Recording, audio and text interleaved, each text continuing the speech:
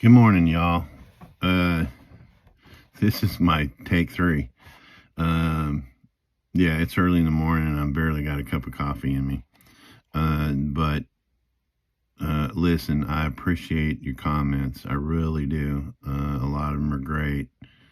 A lot of y'all got some big brains. You actually add some things by your comments that I now got to look into them because I find them interesting. Some people are judgmental. I would do it like this, or I would do it like that, or I do it the way I do it. You want to do it? Do it yourself.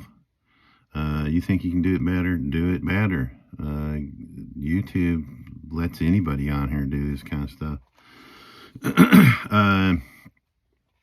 Oh yeah. Part 1 of trust law, that was taken down. A lot of people ask, where's that at? That was taken down, and because I held my driver's license up and it had my address on it. That's something that's a no-no, I guess. You can't do that kind of stuff.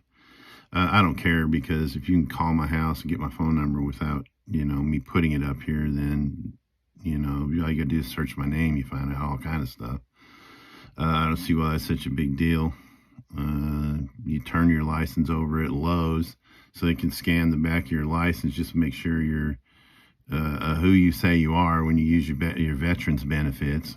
So I don't know what the big deal is. I got a disc. I'm trying to recover that part 1, and I'm gonna see if I can't get somebody to help me blur the driver's license out so I can put it back up. If not, I'll watch it again and I'll make a little script from it and try and recreate it without holding my, pertinent information up on my license.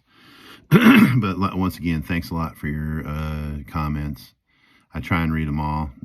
Sometimes I try and like them all, whether I agree or not. I try and like them all because it helps me remember whose I've read and who I haven't. So if you put a smart ass comment on there and you see there's a thumbs up, it's me because I've read it, not because I agree with what you're saying.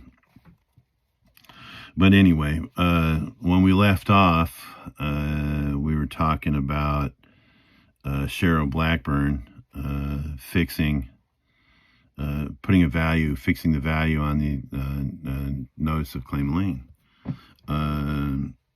Now she can take these things that she's deemed liens and go ahead and file them herself. That's probably what happened. That'll be dealt with. One person commented, you've already granted them jurisdiction because you're filing this stuff trying to sway them in your favor. No, we're not. We've not done anything. From the beginning, we've challenged the jurisdiction, and that's where we stayed. Look, in the title ought to give you good enough information that we're not asking them to do anything. We're telling them to. We're not requesting they do anything. We're requiring that they do. That they dismiss this. Here's the demand. This is the demand letter. You do this, and it's their last out. It's their last out. If they choose not to take it, it's not because we asked them to evaluate what it was we were saying. The reason we sent this to them is so we now have a contract. We got a contract. We sent you this. There'd be no crying in the Cheerios when we take your homes from you. So you've been duly warned. Okay, so let's jump right back into this. Additionally, in order to take the focus off of Cheryl's malfeasance, JAG Officer Judge Jeffrey S. Blevins attempted to shore up his fraud and misdirection by using newer cases, ex post facto.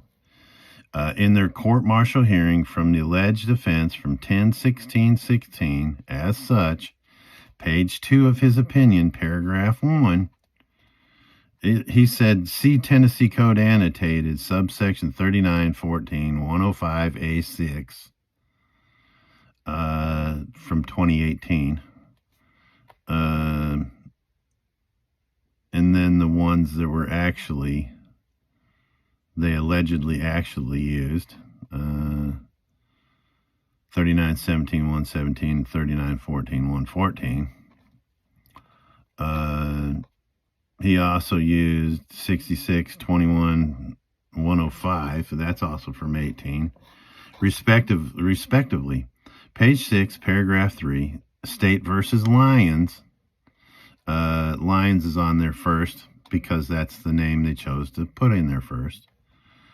Number M 2019-01946-CCA-R3-CD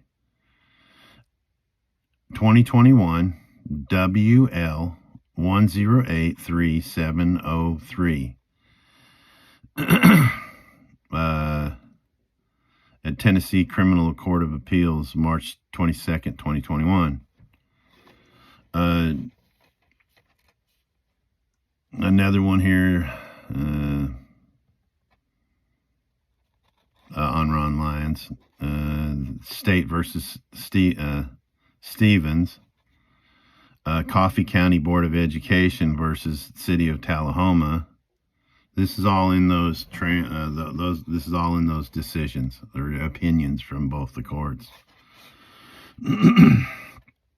Alteration of original and internal citations, quotation marks, and footnotes omitted. Page 11, paragraph 4, State versus Wells. Paragraph 5, Black's Law.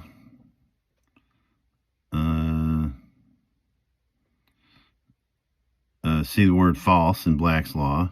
Untrue, deceitful, lying, not genuine, inauthenticated, wrong, erroneous, all those definitions from Black's Law.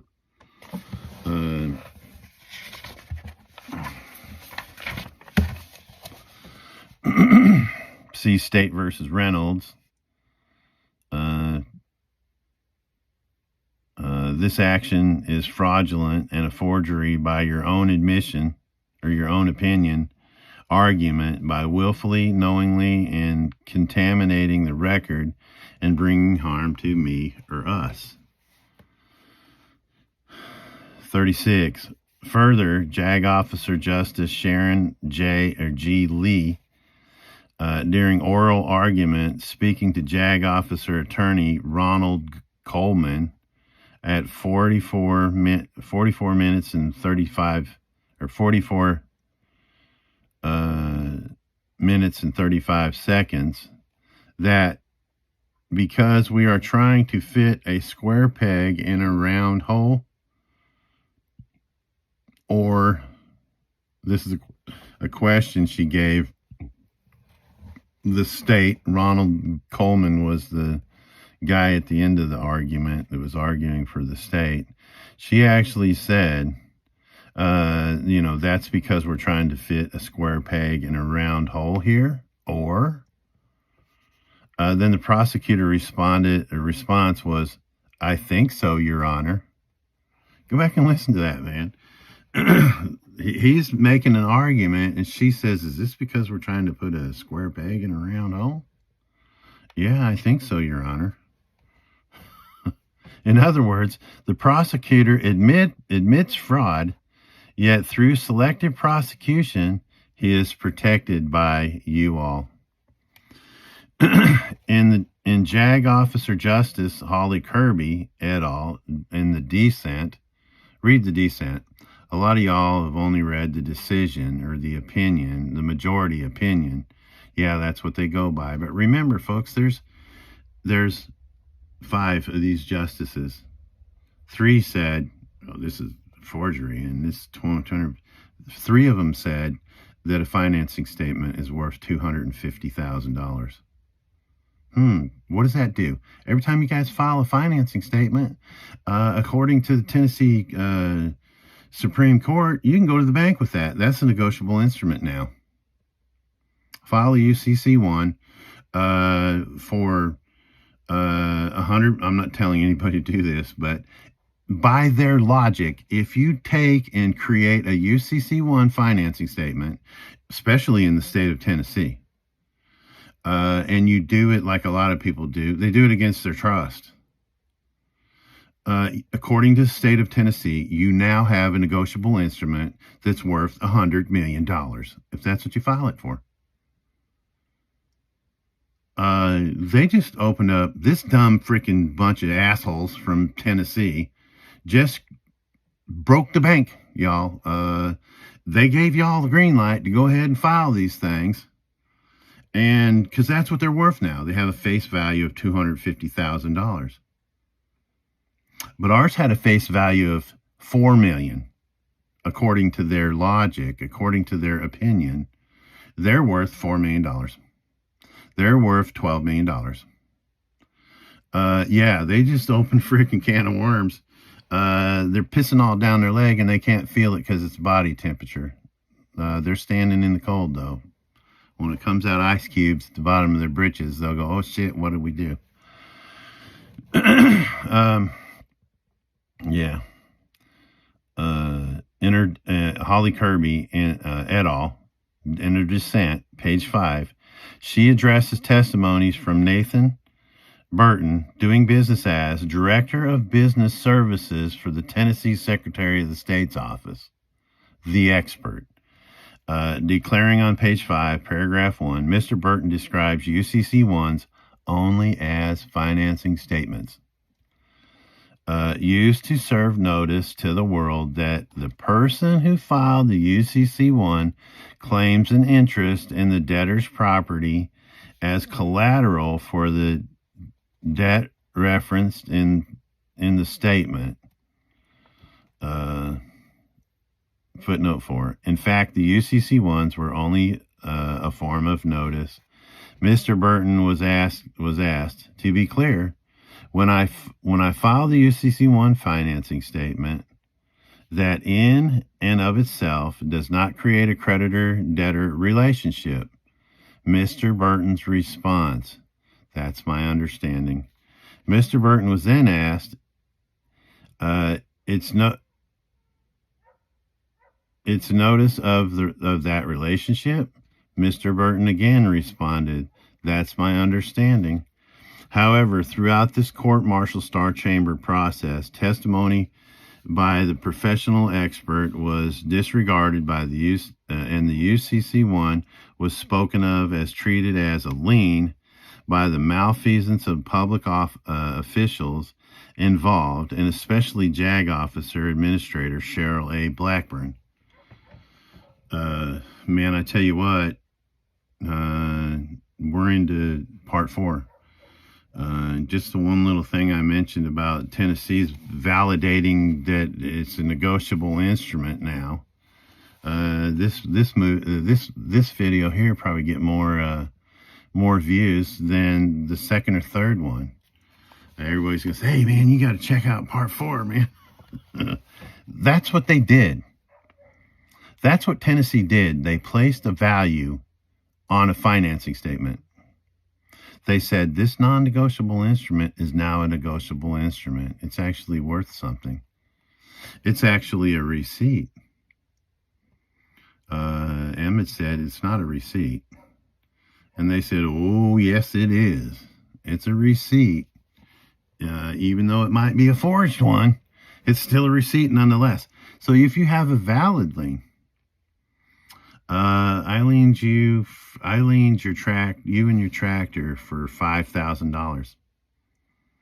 What they're saying now is if that's a legal lien, you can turn around and cash that in somewhere. It's a negotiable instrument now. Not very many illegal liens are filed in any state. They're all pretty much genuine liens. Your title on your car has a lien on it if you've borrowed money from the bank.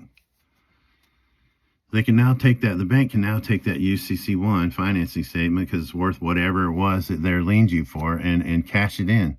They can create a negotiable instrument based on it. Yeah, Tennessee screwed up bad, but you know what? Those boneheads up in the Supreme Court of Tennessee won't realize what it was that they did.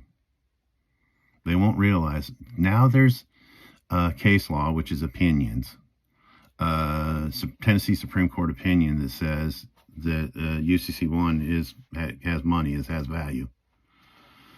Yeah, thanks, Chris. Thanks, Chris, Ron, Michael.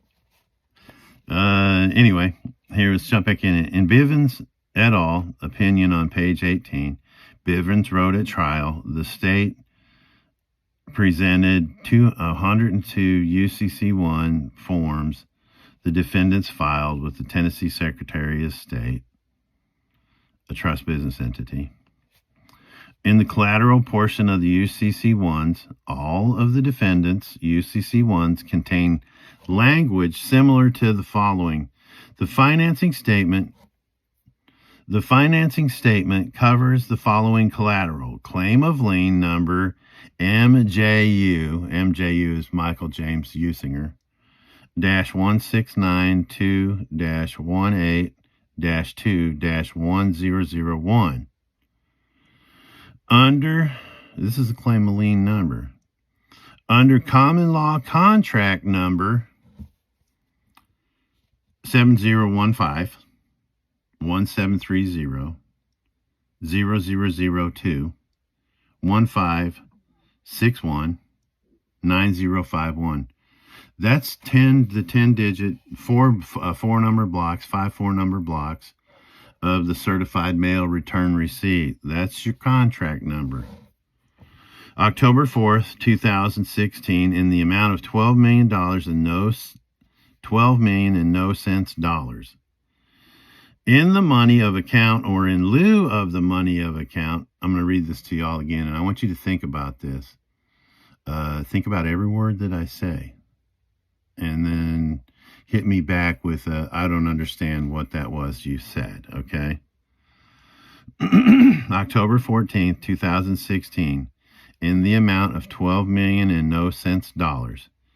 In the money of account or in lieu of the money of account, I will receive without prejudice payment in Treasury notes, Federal Reserve notes, or a bank draft of the United States dollars or whatever currency is prescribed as lawful currency in satisfaction of all debts, public or private, in the county in which this claim of lien was executed. Hit me back with a comment saying, this is unclear. I don't understand any of this. Or what is it that you don't understand?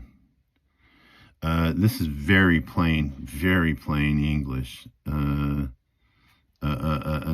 8th grader could probably understand it if they knew what those forms of payments were.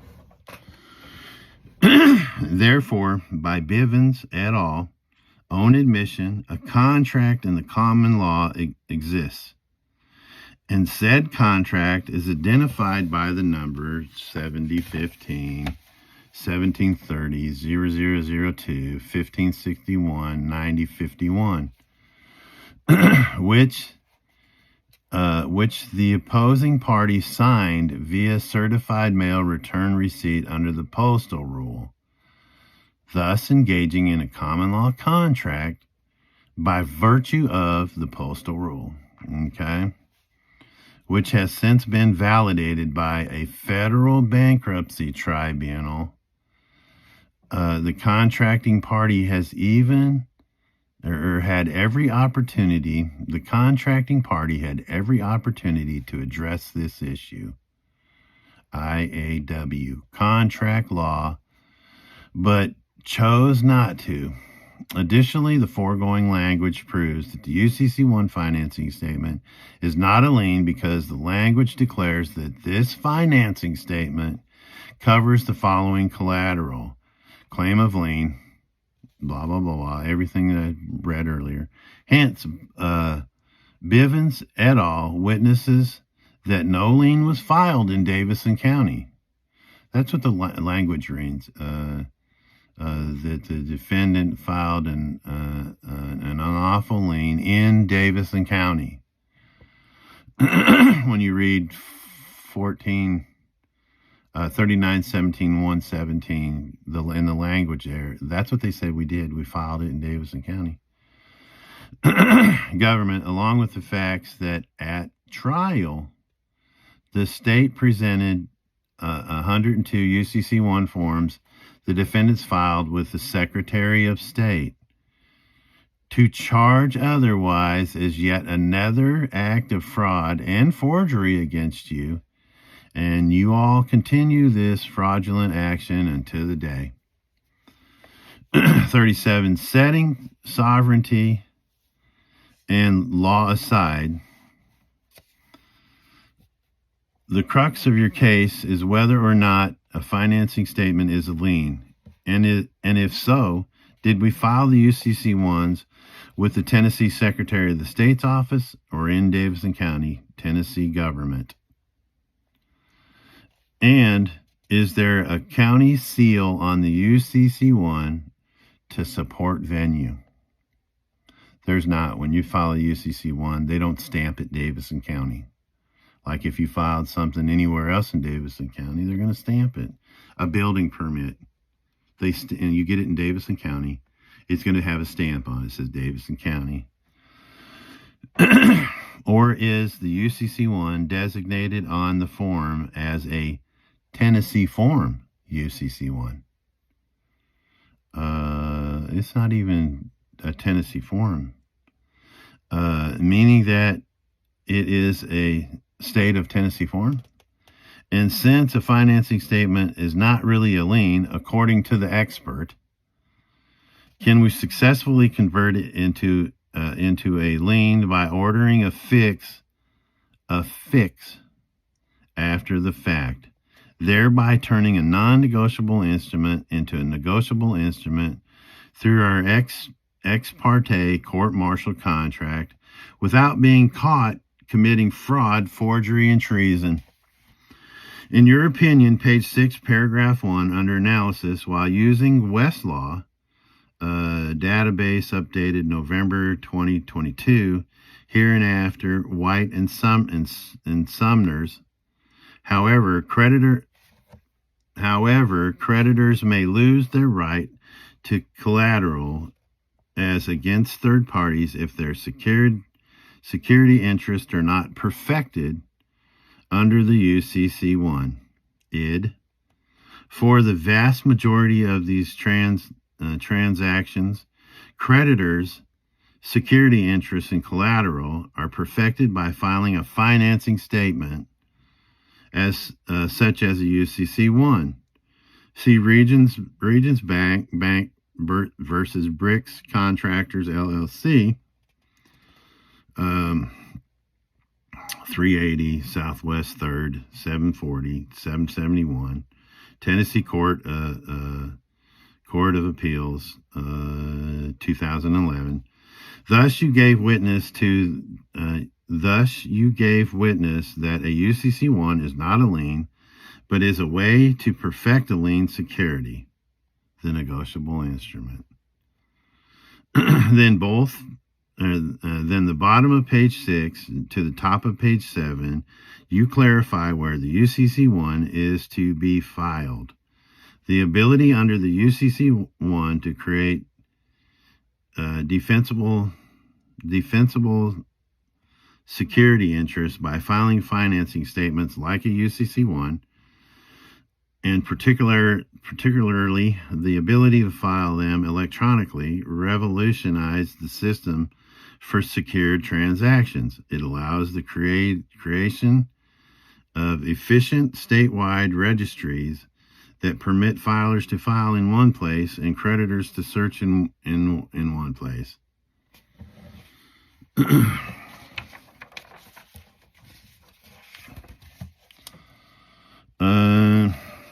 Let's see here.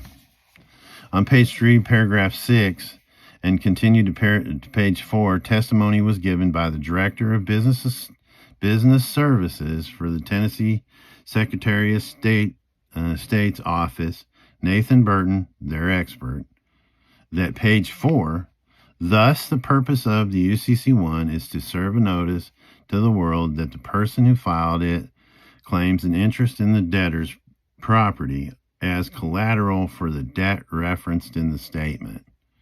Hence, by expert testimony, the UCC-1 is a notice of a debt and not a lien instrument, and therefore the intrinsic value of the UCC-1 is the cost of filing and the cost of the paper.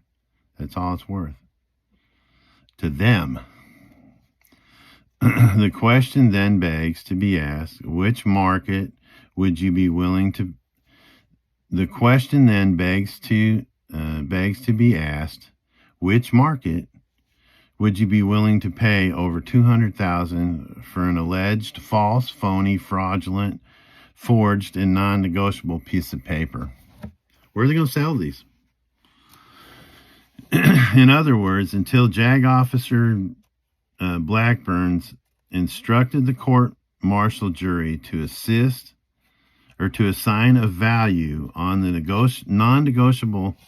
Let me start this all over. I tongue stumbled there quite a bit.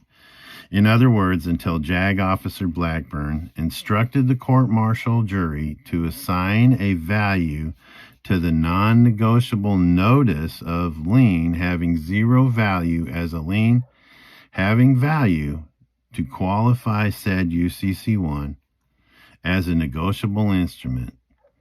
To criminally charge someone, you must comply with the mandate. For you to find a defendant guilty of forgery beyond a reasonable doubt, you must go further and fix the range of apparent value of the property. That's what she said when she was given the jury instructions.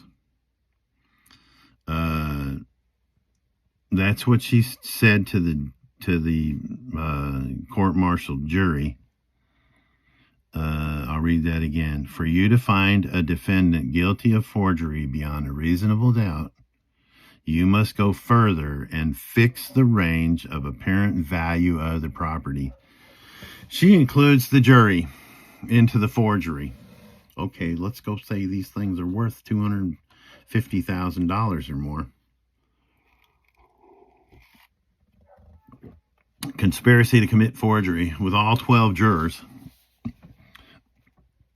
Furthermore, when Cheryl Blackburn ordered the value fixed before the end of the court-martial jury trial, unlawfully converting each UCC-1 from a non-negotiable instrument into a negotiable instrument, or in other words, a financing statement notice of lien into a false, phony, fraudulent, and forged lien instrument, she effectively voided out the 102 UCC-1s we filed before the court-martial jury trial concluded.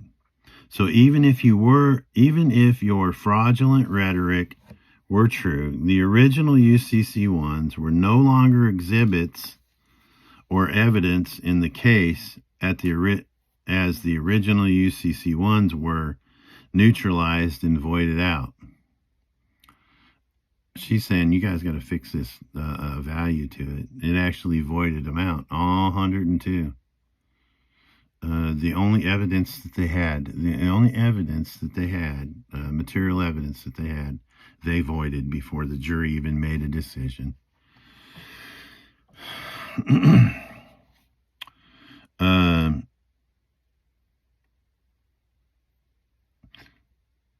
So even if your fraudulent rhetoric were true, wait a minute, I already read that.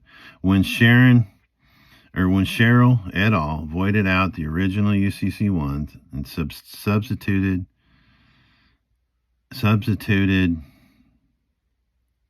the negotiable, false, phony, fraudulent, and forged UCC-1s, falsifying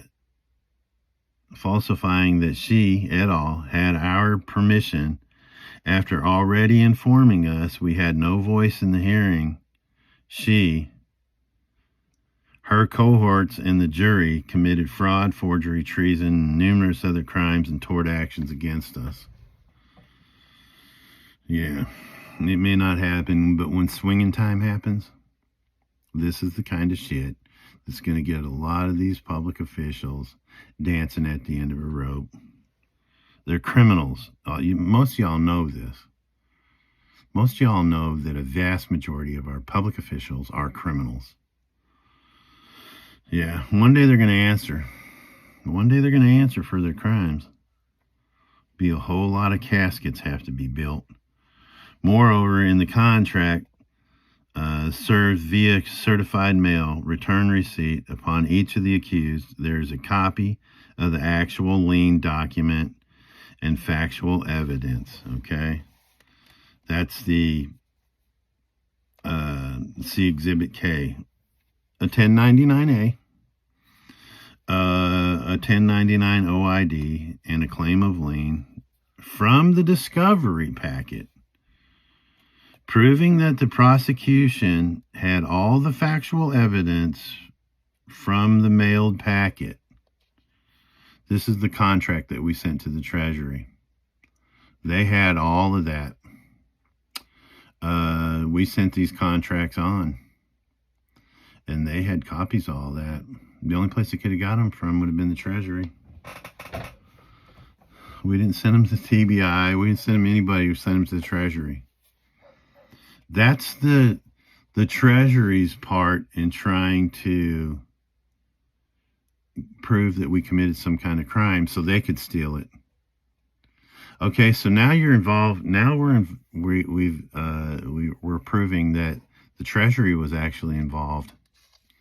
This is a big conspiracy, y'all. Big conspiracy. This is RICO kind of shit, man. Moreover, in the contract, served via certified mail, return receipt upon each of the accused, there is a copy of the actual lien, document, and factual evidence supporting that the lien was filed with the United States Treasury. Hence, the UCC ones cannot possibly be the lien security. So, Mark-A, Irving, or Irwin, doing business as TBI agent, the FBI and other JAG officials doing business as prosecutors, administrative officers, impersonating judges, the clerk of the court-martial, Star Chamber Maritime jury trial, JAG attorneys that also committed identity theft against us, and others have tampered with the military grand jury. The grand jury's a military, guys. The court-martial jury by withholding, that would be the petty jury, by withholding crucial evidence substantiated in every contract of criminal act committed against us, the sovereign and beneficiary. I'm going to stop this one and try and finish this up with the next. All right, everybody, hang tight. Here we go again.